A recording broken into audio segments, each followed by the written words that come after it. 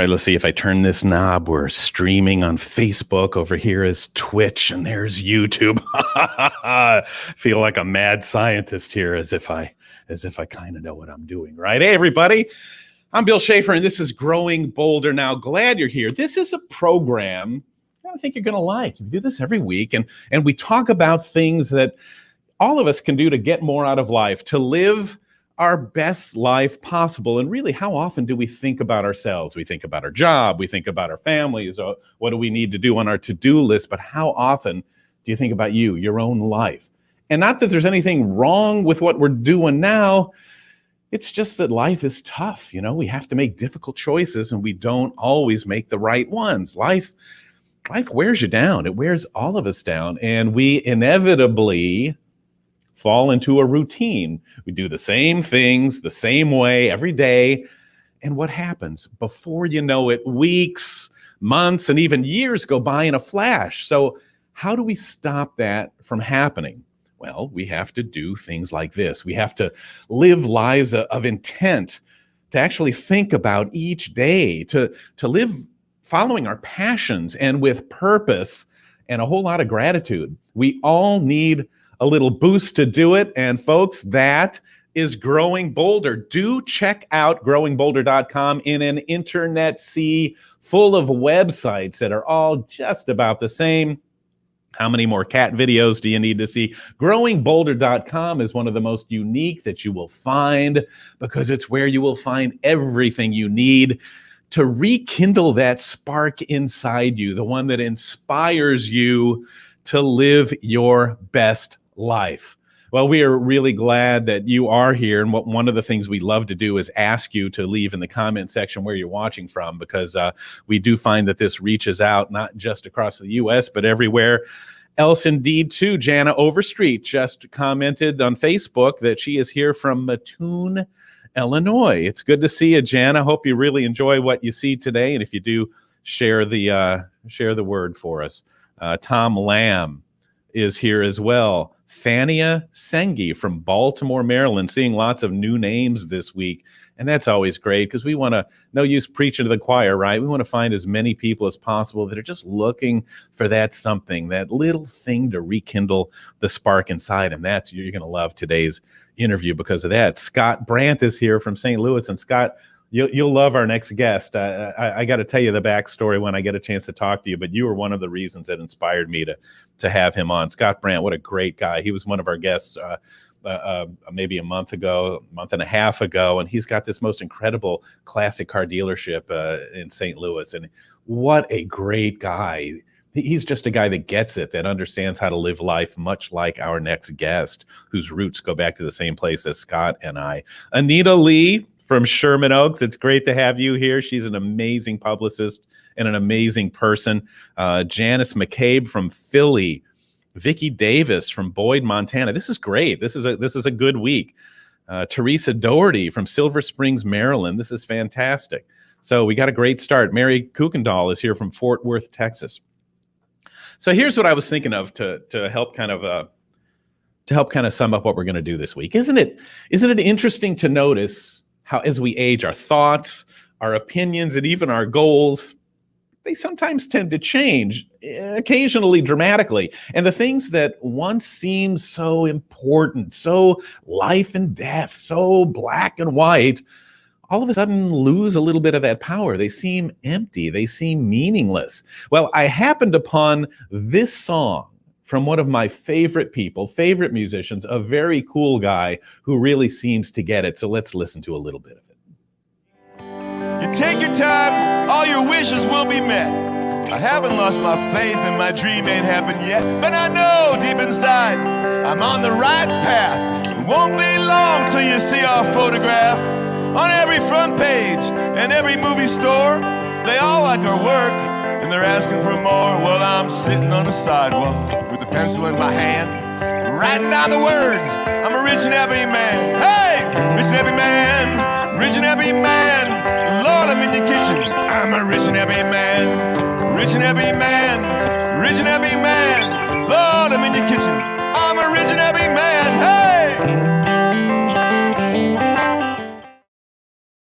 Oh man, I didn't want that to stop. Isn't that fantastic? That's great. I want to hear more. I'm sure you do too. The song is called Rich and Happy Man by a guy who at this stage of his life may well be as happy and at peace as he's ever been. How old is he? Well, he's maybe 3 years or so past traditional retirement age. Only there's no retirement for this guy in sight. He's a guy who made a choice early on that instead of fitting into a career that he didn't like, he was going to follow his passion no matter where it took him. Well, it ended up taking him on a pretty incredible journey. And just like all incredible journeys, there were dark days, probably more than he wished he had. There were dead-end turns, there were painful lessons, all that stuff. But all in all, I think he's pretty proud of where he ended up and where he's going. So let's go all the way to Los Angeles to introduce you to a musician, singer, songwriter, storyteller, guitarist, great guy, the leader of the Marlon Hoffman band. Let's say hi to Marlon Hoffman. How are you, buddy? Oh my God. I'm fine, Bill. Thank you so much. Wow. Well, it's kind of weird. Go ahead. Sorry. No, I was going to say it's weird to hear somebody else kind of sum up your kind of who you are into an intro, but that's maybe you're the last to know, maybe you're the last to realize how, we all have people in our lives who are needy, who are the ones that, need a shoulder every once in a while, or, you're the guy, you're the shoulder for everybody, and you've got a tough profession where a lot of people tend to be about me, but you're like the opposite of that guy. So Marlon, how you doing? I'm pretty good. And now that I heard that, that intro from you and all that love, I'm much better. I appreciate you. Thank you. Well, so let's dive into this, and let me ask you to confirm or deny some words I may have put in your mouth a minute or two ago. Is this one of the best times in your life? And if so, how can that be? Wow. Well, I don't think I summed it up in my own head until you said it. So I'm really grateful to you. Like today, you're my external ego. So I really, it's true. It's true. And when you were telling that last story about people and their journeys and the choices they make, I thought of I'm nervous. So what am I going to say? So I thought of a little story that was really important in my life. And I did have a background in the health services. In college, I worked at suicide rescue, and I was backstage at all the rock concerts, doing,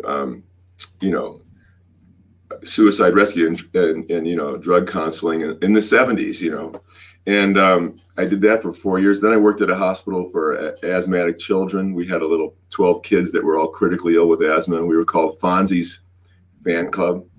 I carried their adrenaline around, and we went and saw movies, and I was kind of their parent. And then I worked in a cancer ward counseling cancer patients for a year and a half. So I had this background with a degree, just a BA in psychology and almost a master's. But so I took a lot of jobs like that over the years. And in Florida, where you're at, I was in Miami, and I was the admissions, all the while doing music and doing theater. That was my passion in life, always doing music and being in bands and all that, but day jobs. So I was the admissions counselor at South Miami Hospital Treatment Center. And so that grew, and I ended up getting as a full counselor at Cedar Sinai.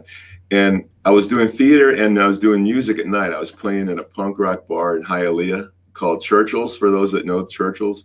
And I was doing, with my drum machine and my Rickenbacker guitar, I did a wedding on the beach, at the tip of the beach, at the end of the beach on Miami Beach, and all kinds of funny gigs. And so I was very busy, and I had a lot of mentors, spiritual mentors and friends. And one day during the day when I was all suited up to be a counselor, I was introducing a mother to her daughter. They hadn't seen each other for a long time because of crack and drugs and whatever. Mrs. Johnson, this is your daughter. And right in the middle of my introduction, Bill, your buddy Marlon fell asleep. I kind of like nodded out. I was so tired. Like today. So I went to my mentor. I said, let's call him Joe the mailman. And he's like a guru. And I went to Joe and I said, what do I do? And he said this, which reminded me completely of your intro. He said, Marlon, I've lived a long time and had a lot of choices in life, but I've learned one thing. Good is the enemy of best. You can starve as a counselor, or you can starve as an artist. He goes, what's the best one for you? Make a choice. And I did. And a lot of stuff happened. I got into a play, a Sam Shepard play, playing A Tooth of Crime. I played a rocker, and I took that play all the way up the coast to Florence, South Carolina, to a theater for 3 months, and then to the Trocadero in the West Village in New York City. I got on Miami Vice. I had a little speaking role and a few other TV shows, and it's been one long journey like that since then. I have taught. I have been a teacher. Sometimes I couldn't just make it as a musician, and so I taught. I taught theater, and I taught music and musical theater, all kinds of things. But the last 10 years has been growing bolder. It has. People always say, Marlon, that like you're the sum of your experiences, and that's one of the things that makes you such a dynamic and really deep person. You as you said, you've had these incredible life experiences that most of us don't, because as we grow up, people say, what do you want to be? What do you want to be? Meaning pick one thing. So here you are having a little taste in all these different directions. Did you feel lost because you didn't have the one overriding goal or the one overriding dream? Or is that what music always was for you? And what did that other stuff mean to you? Well, that's a great question. I didn't feel lost because all of your appendages creatively are your children. And I remember studying with the great master acting teacher, Lee Strasberg. And I was with him for a year and a half, and he let me run the stage at the Actors Studio. And I was playing guitar, and I had my 1927. I'm into guitars for all you guitar lovers. I had an old 1927 Epiphone F-hole, a good buddy of mine from St. Louis bought me. And I said to Lee, I said, should I focus on acting and not do my music? And he got really mad. He loved getting mad with his little voice. He could poke that finger at you. He goes, no. That is your arm. That is your child. You play guitar and you never quit and you always sing. And he burned that into my soul. And I've always helped people, with that sort of understanding. And so, but on the choice, one or the other, yes, you can sabotage. You're becoming successful here, and then your fear of success over here, then you open up this one instead. And so this one becomes less potent, and so you're doing both, but nothing's really taking off. And I think the reason I'm taking off today, and it's a miracle and wonderful, and I'm so privileged to do so, is because I've been sticking with the one, my music, and it's been all music now, only for 10 years, and every day, I'm in this studio with some of the greatest musicians in the world. I have my mentor and teacher comes at 8:30 in the morning. We work till 10. Another new friend of mine, I'll brag about him, Davey Johnstone, the guitar player from Elton John's band. He just finished an album here. It's really kind of, I'll tell you a secret about it. I live on a cul-de-sac called Kenrose. So he goes, what should we say on the album? Where was this album made? He made his album here. I said, Kenrose Studio. It sounds like it's in England, but it's on the end of a cul-de-sac. So anyway. Yeah, so we're flourishing, and my 8-piece band is just great. So I'm having a good time. Yeah, we want to show that off, and we want to talk a lot about that. But before we do, I don't want to let your early work go by. When what you do is when you counsel people who are suicidal or who are struggling with addictions. A lot of people say, a piece of you kind of goes with all of them, and you sort of forget yourself. You kind of get lost in their problems. How did that affect you, being able to see suffering on different levels and be part of people in probably the toughest struggles of their lives? I did pretty good in all of it. Working at the cancer ward was tough. After a year and a half of that, you lose everybody, and I had to stop that. But I'm not afraid of holding someone's hand to the very end and being there for them, whether it's a game of chess we're going to play for 6 months, or just a telephone call or visiting. I'm very interested in people's transitions and the love that you can have. So you do have to have good boundaries for yourself. You have to be one before you can be two. So before you get into, and codependency is a real thing. So, you got to take care of yourself and feel strong enough. But I do believe your salvation is in service to others. In all my prayers now, whenever I want to manifest something, and I consider myself a manifester, it's always if it's of service to others. So, the connection that we have, the connection you and I have, Bill, I just met your partner, Mikey, and, now I got a connection with him, and that's what it's all about, our connections. But you do have to have your boundaries, because you can get lost, like you said, and that's part of growing up, You said something amazing there, Marlon. You have to be one before you can be two. I think that's fantastic. I've got to remember that. That's so important. And that reminds me of this too, because I know you've been described as this transcendental journeyman, and I think what that means is that you've been knocked on your butt more than a time or two yourself. So when you're not looking out after others and you're living your own life, and you run into stumbling blocks and struggles and uncertainty, people look at you now and they go, man, this guy's amazing. He's fantastic. But you can't really understand how good the good is with how low the bad was. How did things go for you? Okay. Well, I was a sensitive kid, I took my parents' divorce very difficult, and at 8 years old, I was hospitalized for 3 months with emotional. I blamed myself for their divorce, and so, that was tough. And then later, after the hippie years, I did all the things a good hippie was supposed to do to help, and I got to tell you something. My best friends today are veterans of the Vietnam War, and I do a lot of work with PTSD, and these guys are my close buddies. But in the 70s, I was on the side of protest and all the drugs and alcohol and all that stuff. And so it took me to a terrible bottom, where I ended up, divorced at 24 and didn't see my son for a while, and a good while. And I met some incredible people getting well, and it was a battle, and not a battle, it was a surrender. It was a surrendering my pain and surrendering my difficulties. And and I've been through a lot of stuff, poverty.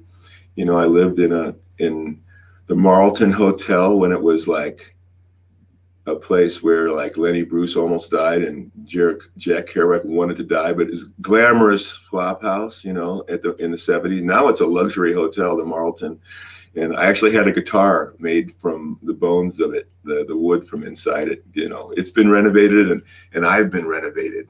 So yeah. Do you have that guitar nearby? I do. Hold on.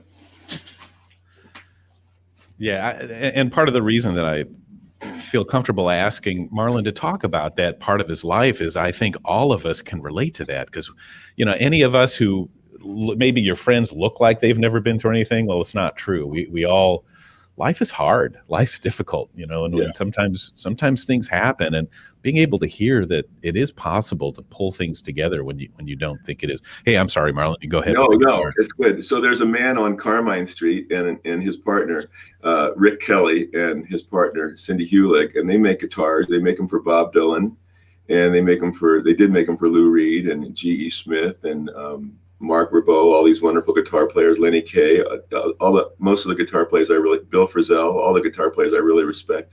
And they make them out of the wood of old buildings, the 300-year-old pine. And so I had one guitar that he made for me out of the same piece of wood that he made for Dylan. And then I told him a story that I was staying at the Marlton Hotel. He goes, I have wood from the Marlton Hotel. And I go, well, my nickname in the hippie days for a few minutes there during the Wounded Knee, my nickname was Rabbi Whitehawk. That was just for 6 months in 1977. It was a kind of a joke, but I was taking it kind of seriously. Everybody was changing their names and having hippie names. So I said, Dylan's got an eagle on his guitar. I want a hawk on my guitar. And so for 3 years, him and Cindy, Rick, made this guitar. And it's just a work of art. And I play it, and it sounds wonderful. It's a beautiful guitar, and it's very light. And okay, Rick, that's my Rick Kelly commercial. And what a great thing too to keep you grounded, because it helps remind you of when times were not very good for you, and you probably wondered if you were in the right place and doing the right thing. Yeah. I think if you can get through to the healing part of life and the surrender, your pain will be your palette for helping others. You know, probably the greatest healing device would be empathy and understanding another. And so sharing your stories is part of the healing process. Joseph Campbell, the great power of myth. Yeah, he said that we learn consciously two different ways. We learn from telling stories, and that could be going to a therapist, talking to your neighbor, going to a meeting, writing a letter, writing a biography, going on the Growing Bolder show. So, and that's one way you raise your consciousness, learning. And another way is listening to the beat, music, and the dance. And he says that because that imitates the heart. And he believed that your consciousness can grow the same in either way, whether it's you're into music and thing, and then if you're lucky enough to combine the two, a story within the music, then you got a double whammy on that. You're really growing. So that's why we listen to all this. You and I didn't know each other in high school that well, and or I don't know at all, but we listened to the same songs. Yeah. And we probably know the same words of the same songs. So think about that. Why? Some great divine intelligence wanted us as a group of people to learn. So I could sit there and sing Yardbird songs to you all day, and you know every song I'm talking about. Isn't that crazy? Beatles. You had another amazing statement, and Jana Overstreet put that up as a comment. And how cool is that? Your pain will be your palette for helping others. It's another great Marlon Hoffmanism. Despite the struggles and the tough times, you also always seem to have good karma. Cool things happen to you out of the blue. You mentioned that right now you're working with longtime Elton John guitarist Davy Johnstone. How cool is that? And Bernard Fowler, if you don't know his name, for decades, he's been a backup singer with the Rolling Stones. And Denny Sywell, drummer from Paul McCartney and Wings. Yeah, these are friends. And Bernard is like, with all those guys, I'm having a bromance. I love them. We support each other, and they have projects going on. They're growing bolder, and they support mine. And it's just been a real privilege. And it makes me, when things like that happen, because you do your artwork alone a lot, and then you join in. And people in my band, I want to mention them, and the lineup in my band, it's like family, and everybody cares for everybody. And, you make sure you're all right with each other before you start playing the music. It's just wonderful. It's just wonderful to share life with these people. I like to mention a few people. Can I mention a few people in my band right now? Yes, please. Well, there's a bass player named Jody Daly who has made me guitars now. He's a guitar maker. And Jody, I met about 10 years ago when he came to, he worked for Spectrum. I called Spectrum to increase my Wi-Fi. And this guy comes in looking like a strapping young member of the band The Police. He's a tall guy, is from Australia. And I said to him, he said to me, I'm sorry. I said to him, I'm sorry, my office is so messy. I'll be out of your way. And he goes, that's all right, mate. Just as long as you talk music to me. And we've been like family ever since. So he's the bottom of the band. He's the bass player. And the drummer now is John Poley, who's a world touring drummer. He's worked with Naked Eyes and many other Latin. He's a glorious. He does he's an amazing drummer. He's from Long Beach, and he drives an hour and a half to rehearse. Martin Flores is the second percussionist. He's a boat captain. He'll take you on a little tour from Long Beach to Catalina. The ladies that sing backup, Angel, Kimsey, and Jessica, are all professionals, and they all are singers in their own right. The piano player, John Harjo, is just amazing. And the musical director, now I've given up musical directing of my band, and that's why it's probably getting better, is John O'Kennedy. He's the other guitar player, and He works with me in this room every morning from 8:30 till 10. He worked for Disney. He did soundtracks, and he's worked with Jackson Browne and Ry Cooder. He's a guitar teacher, teaches for 40 years. It's a crack band. And just getting in the middle of these musicians and playing my 3 and 4 song chords that I wrote on the streets of Manhattan and in Miami, I played on the streets for my bagel and my coffee. To play with these guys, this 8-piece band, is just absolute heaven. It's just the best. Folks, we're talking to Marlon Hoffman here, a musician in LA, and it's incredible to hear the enthusiasm and the excitement coming from you. You're 68 years old now? Yes. And you know, the Beatles defined old as being 64. The Who hoped they'd die before they'd get old. So what are your thoughts on being this age? Well, I don't really believe in it anymore, because all my heroes, like, they died at 27. They had 3 years of this, and that was it. You know, if you can make life more important than your material aspirations, if you can make getting along with your neighbors and your partners and your children and your parents and forgiving, you know, you get into this forgiveness and surrender sort of a life, acceptance, you can just start enjoying. You can smell the roses. You could have a dog and take your dog for a walk, and you can provide a meal for people that need company. I mean, that's what it's all about. And then you add your music on top of that, or painting or writing or service to others in one way or another, or whatever your hobby is, your passion. And passion I describe as an activity that you're doing where you don't look at the clock. You're not looking at the watch. You just keep doing it and time goes by.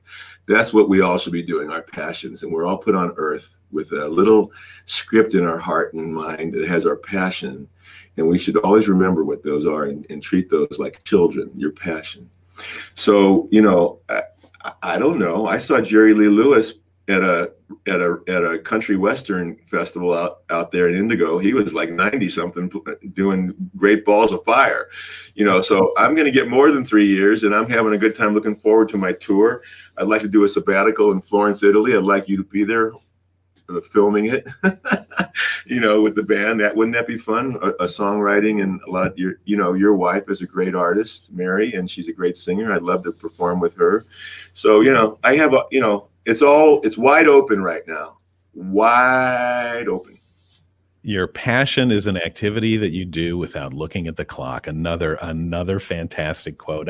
It doesn't sound to me like you're even thinking about retirement, but if you ever wanted to, and if you ever decided to move to Florida, well, you've already got a song about it. Here's the Marlon Hoffman Band with a clip from his song, Florida. Everybody wonders why the news matters. Why should we even try? Still we set sail and set to the nearest wind. Now we have friends here. Now we begin again. Oh my, my. Oh my, my.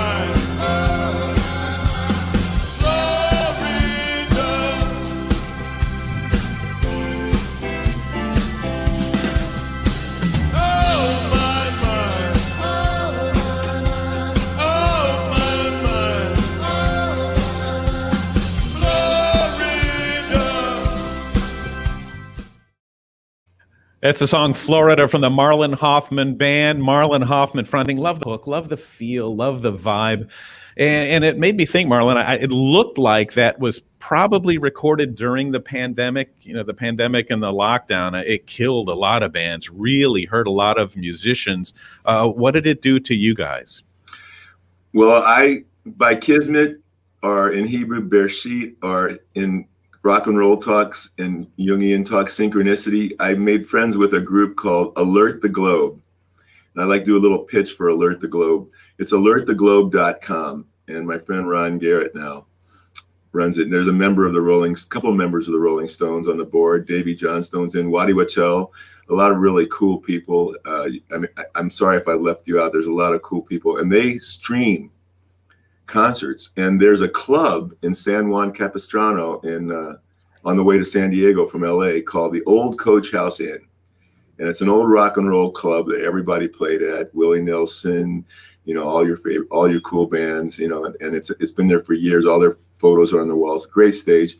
So Alert the Globe during Corona times filmed us with 7 cameras and the best sound system. My partner, Major Wynn is his name, a young man named Major Wynn. His dad was in the Marines. Major recorded the sound with Ron, and it's just the high quality.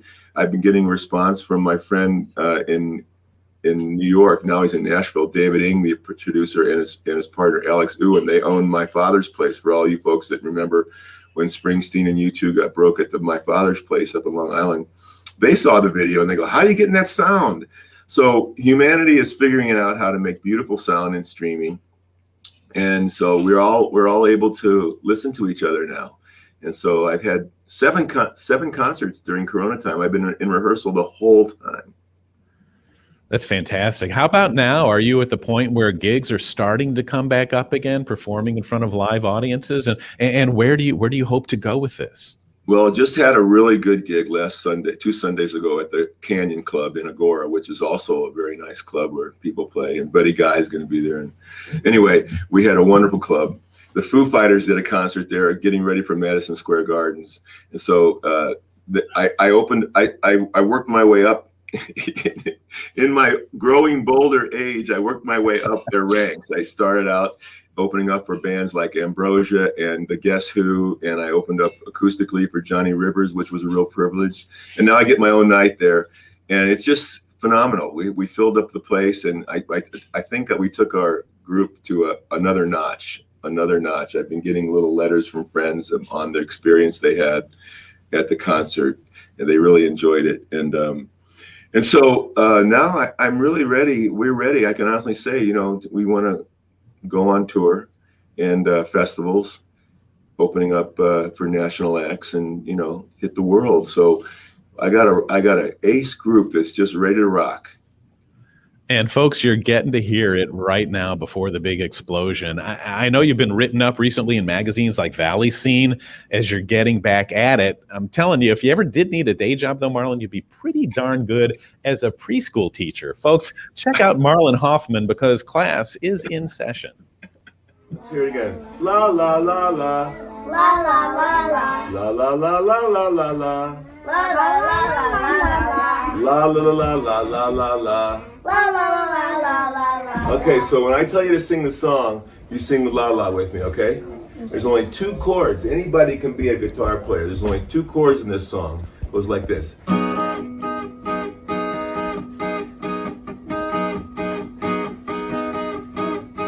I could tell you I love you every day. You are the kids for me. And I could hear you say, never give up on love, never get up on love.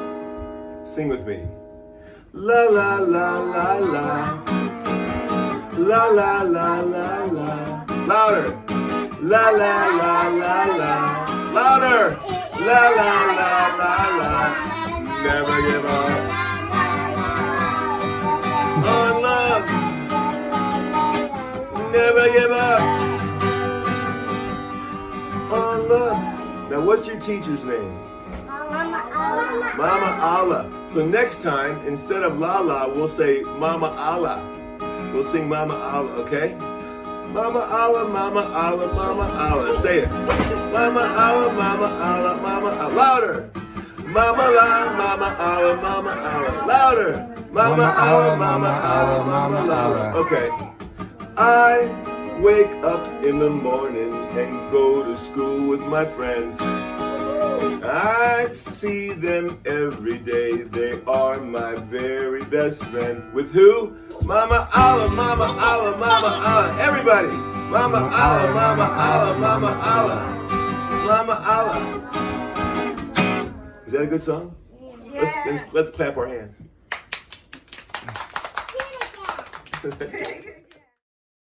Oh, that is priceless. Even the guy behind the camera is clapping and singing along. Marlon, do you remember Romper Room? I think we've gone full circle. I see Bill. Happy birthday, Bill. Speaking of that, did you? I'm sure that when you have the ability like you do to reach out and touch somebody, you never know how you're going to inspire them. You must have had people in your life who inspired you, teachers, other musicians, family members. How much does it mean to you knowing that somebody out there just believes in you when you're really not sure about yourself? It means everything. It means everything. And that's love. I have a song called I Believe in You. Bob Dylan wrote a song called I Believe in You. You could look up Look I Believe in You up on Spotify. There's probably 100 songs. We have to believe in each other. We have to believe in each other. And, even our enemies, so to speak, even people that we are in misunderstanding with, and I know you have to have boundaries with people that are scary and dangerous and blah, blah, blah, but you still have to have prayers in your mind for their well-being, which is hard. We get so defensive in our survival mode and kill or be killed and fight or run, but boy, the next step, folks, the Beatles had it right, Buddha had it right, Jesus had it right, just have belief and love, that's about it. I could go on. Talk to us a little bit about the power of creativity, what it does for you to be able to write and perform, and what creativity does for all of us. Well, I think it's a necessity. And some people say to me, I couldn't sing, so I didn't sing, or I was never an artist, so I didn't draw. I don't believe it. I believe all human beings that know how to eat food and know how to take care of themselves are artistic and creative on some level. They were either not nurtured to do so, are told that they couldn't do it, or no one ever believed in them to do so, or themselves that, So here's why. It gets to the law of thermodynamics, which says you can't create or destroy energy, and energy moves to its least place of resistance. So energy is going to go somewhere. And if you look at it realistically, including your emotions, they're either going to be depressed because there's no avenue for them, or they're going to be expressed. Okay? Expressed. And that's where health and growth and creativity come, in the expression. So whether you're scribbling and doodling on a piece of paper, that's expression.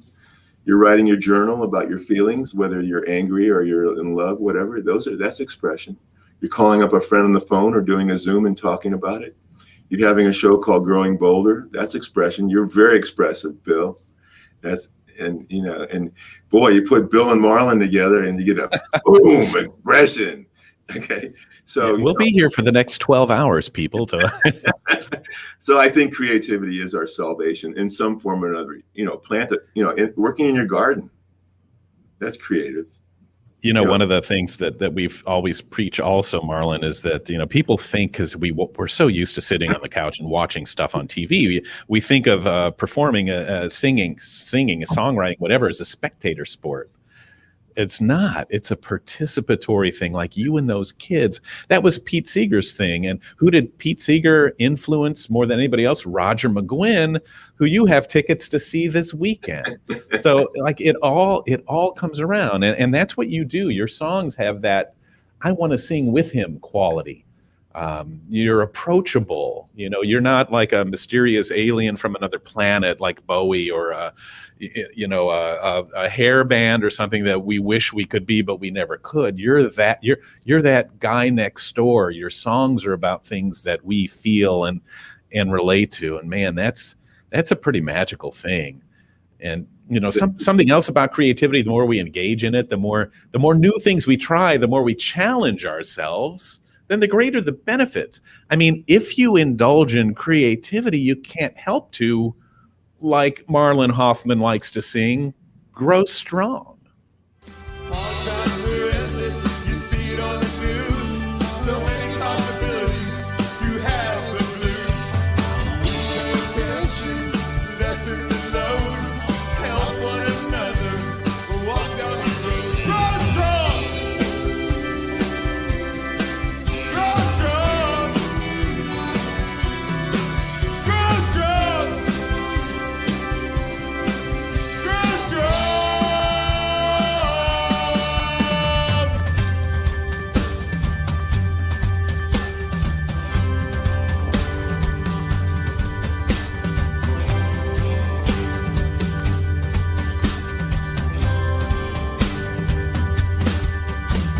Betrayal is a heartbreak. It happens in a glance. The war is raging. We are bothered by our past. Frequently I remember all the sickness in my dream of jealousy and heartbreak and the moon of dreams.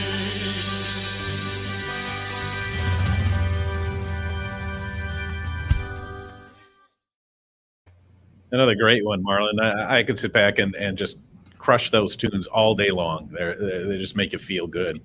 I don't know what's happening here. We listen to Grow Strong on the Growing Boulder show.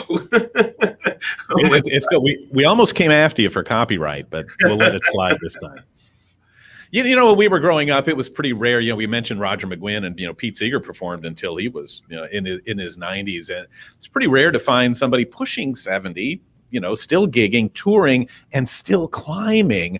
But now they're everywhere. You mentioned, Davy Johnstone and Waddy Wachtel, and, we talked about Lee Sklar before we went on. Well, it's like older musicians are everywhere and doing amazing things. Any explanation for why you think that might be? Thank you. Before I get there, I just want to thank my daughter Rose for painting that guitar, and I want to thank my partner Angie for always being there and believing in me. So I just want to do that. Gratitude will get you pretty good. So anyway, and I have so much gratitude. To answer that question, I do think it's a really important question, Bill, and it's the key of what you're doing right now, and why it's valid and important and what's happening. And that is, when I was a kid, I studied other cultures, and I studied the Native American cultures in America and in India, and a few hundred years ago, all the wisdom was always in the elders, and then the wisdom went down to the youth and whatever and came up. But with media and explosiveness and rock and roll and the young, it seems like sometimes the value and the decision making comes from people that have youth, and that's great because people have to become responsible. But Yoda, my hero, wise old soul, and so I think we're moving into a time where, because of science, you get to live longer. And because of health, you get to live longer, and spirituality. And there's another level of doing and creativity and decision making for the elders. And so I just think it's time. It's the pendulum is swinging in that direction for compassion, love, and wisdom coming down in that direction. It's kind of an anti-ageism situation. So here I am. I'm not 16 playing drums in a band doing Who covers. I'm 68 with an all original show, and I want people to hear it. And getting better and bigger all the time. Marlon, what would you mentioned that? What would 28-year-old Marlon Hoffman think of the 68-year-old version? Oh God. Okay, I gotta be honest.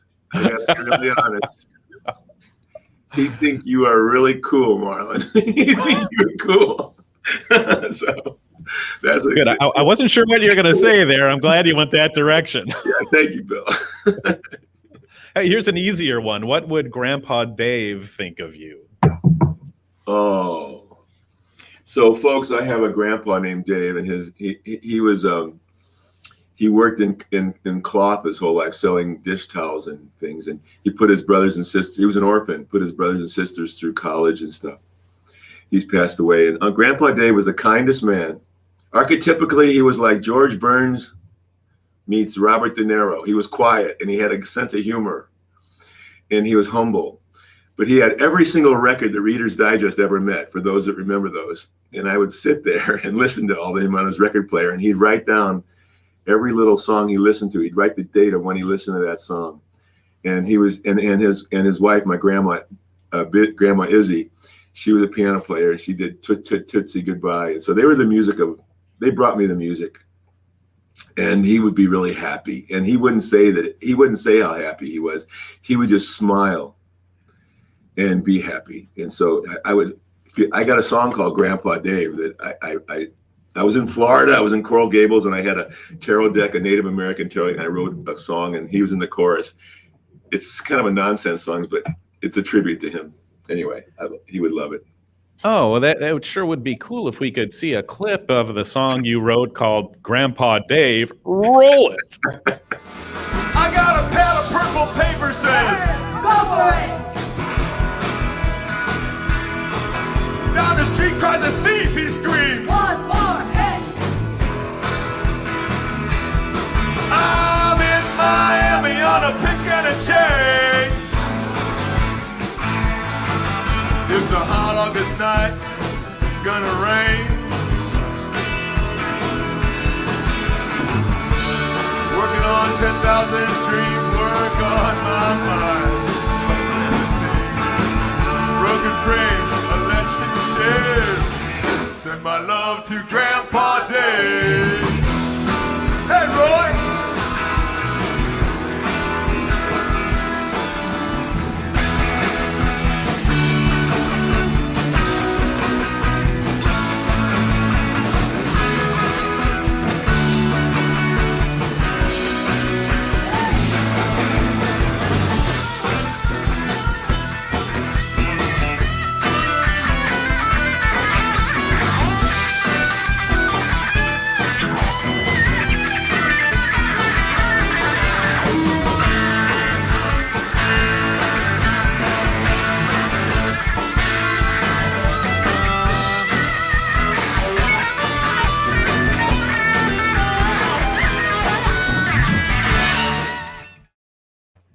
Shredding out there. Marlon, this is a show I've got to see. I mean, the vibe that you give off, the energy is fantastic. So how do we find out more about you? Where do we go to find your music and to check you out? Thank you. Well, there's 2 albums out that I did at a very cool studio in Santa Monica called The Village Recorder, which has a lot of history. And the albums are called La Happy and La Paix, but it's Marlon Hoffman Band on iTunes or Spotify. Marlon Hoffman Band. It's everywhere and on Amazon. And it's distributed. Just type in Marlon Hoffman Band. It'll all pop up. And my website is marlonhoffman.com, MarlonHoffman.com. And I invite anybody to say hello on Facebook. Either I have 2 Facebook sites, Marlon Hoffman and Marlon Hoffman Band. So it's pretty easy for anybody to connect these days, isn't it? And you can call Bill Schaefer; he'll direct you. I'll put us on the 3-way call, and we could give him the full experience. But that is so cool, Marlon. And I always do this to everybody, and it's probably the toughest question of the whole thing, just because it's kind of a summing up, and people never stop to really think about this. But you really have had an incredible life. You've met so many interesting characters along the way and experienced so many different kinds of things.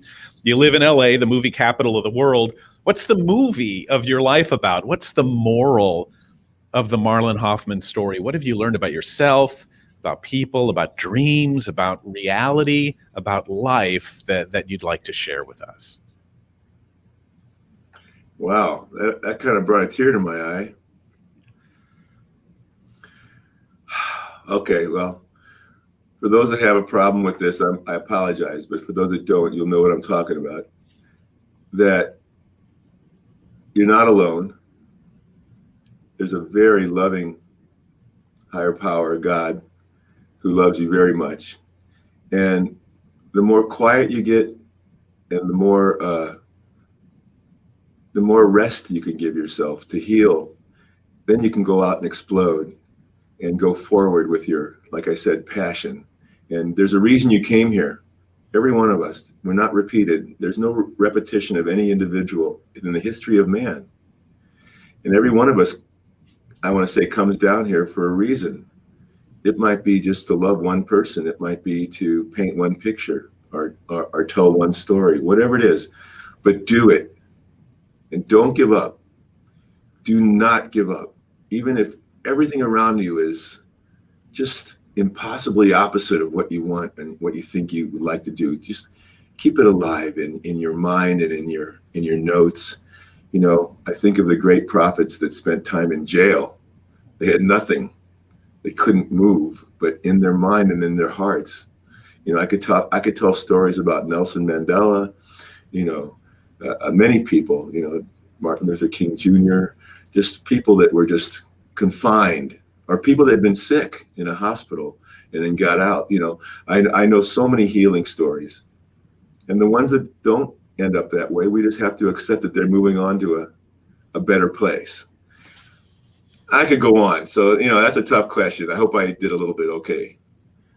Really, you knocked it out of the park, Marlon. You knocked this whole stream out of the park. I mean, everything you said was so interesting, so eye-opening, and so right on. And what I love the most about it, people always say, well, yeah, I'll come on your program and talk about myself. And you never did that at all this whole time. You've kind of, the whole time watching this thing, I get the feeling the show is about me. It's about Tom Lamb who's watching. It's about Patricia Bishop who's watching. It's how you stepped up to face the obstacles that got thrown in front of you in your journey, and how you made the best out of whatever situation you got yourself into.